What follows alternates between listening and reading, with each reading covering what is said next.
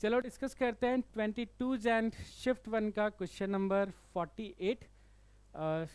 ये topic belong करता है रे ऑप्टिक्स चैप्टर है, और जो सब टॉपिक है वो है refraction at single curved surface. तो जैसे इस सवाल में दिया, parallel beam of light travelling in air is incident on a convex spherical glass. ठीक है, तो एक कॉन्वेक्स सरफेस बना लेते हैं। This is how convex surface looks like.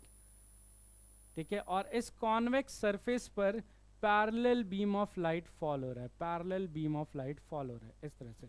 ठीक है, और रेडियस ऑफ कर्वेचर 50 दिया है, रिफ्रैक्टिव इंडेक्स दे रखा है। The rays converge to a point at a distance x centimetre from the centre of curvature. Okay, हमें ये निकालना है कि सारी रेज कहाँ कन्वर्ज होंगी। कहीं ना कहीं जाके ये रेज जो है वो मीट करेंगे, कन्वर्ज होके हमें ये पॉइंट निकालना है, और इसी पॉइंट को एक्चुअली हम क्या बुलाते हैं, इमेज।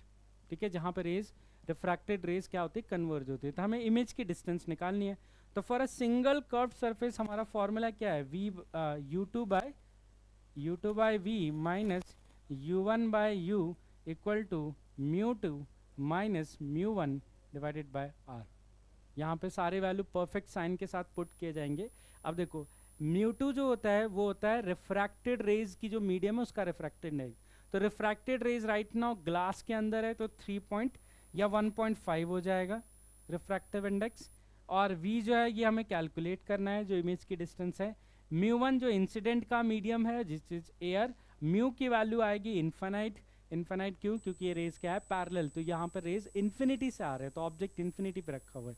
ठीक है, वहाँ पे 1.5 माइनस 1 डिवाइडेड बाई आर, और आर की वैल्यू क्या आ जाएगा, साइन कन्वेंशन के अकॉर्डिंग +50, क्योंकि इसका कर्वेचर जो है पॉजिटिव एक्स एक्सिस के ऊपर है, तो +50।